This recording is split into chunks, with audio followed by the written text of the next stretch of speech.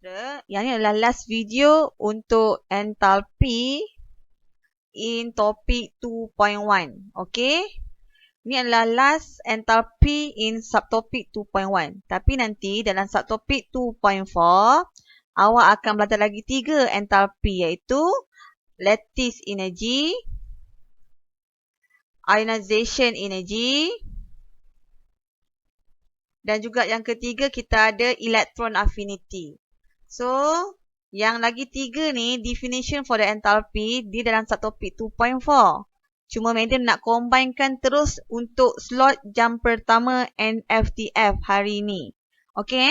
So, pelajar tolong sambung je selepas di solution ni dengan topik 2.4 iaitu lattice energy, ionization energy dan juga electron affinity. Boleh? So, kita tengok dulu. The last enthalpy in 2.1 iaitu solution or also known as the dissolution. Solution and dissolution refer to the same process. It's defined as the heat change. So the value can be positive or negative value of delta H when 1 mole of the substance is dissolved in solvent, or maybe the solvent used commonly we use is water untuk levelmetric kan. So to form infinite dilute solution. So from this definition, kita boleh tahu kita punya substance sebagai reactant. So ini adalah reactant awak sebab dia yang akan dissolve in solvent such as water to form the infinite dilute solution. So dia akan bentuk solution. So substance ni kena faham mestilah substance yang wujud secara semula jadi dalam kita punya makmal.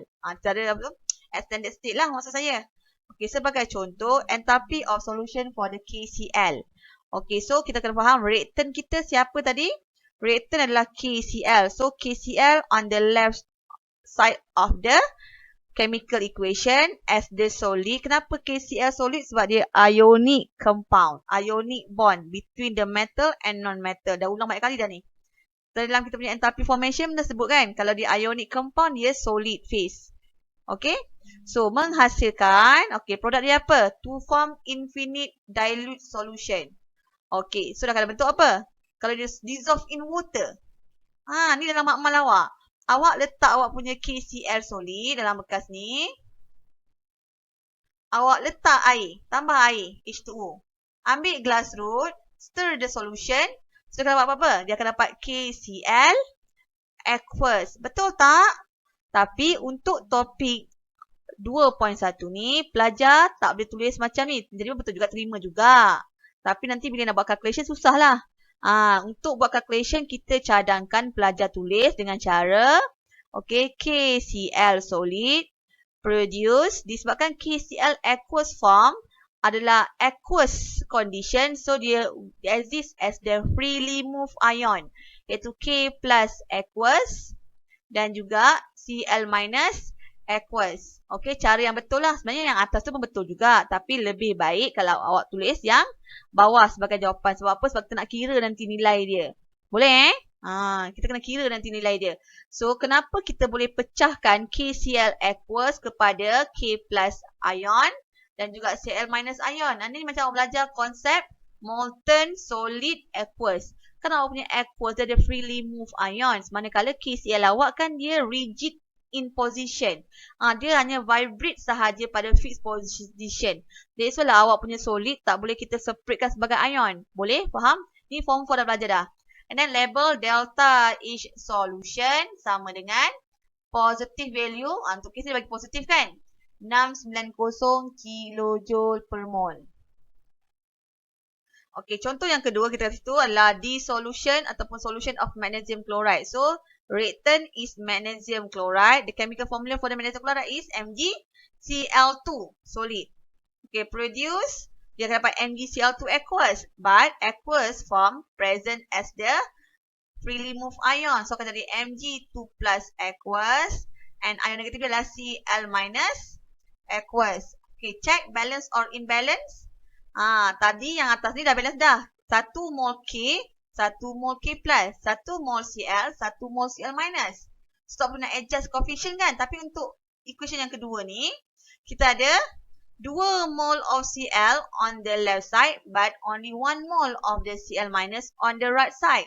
So how to balance it? Kita nak tukar koefisien kat mana ni? Yang penting, koefisien kena betul 1 mole of substance dissolve. So, dekat bahagian reaktan awak ni, substance ni mesti kekal sebagai 1 mole of substance.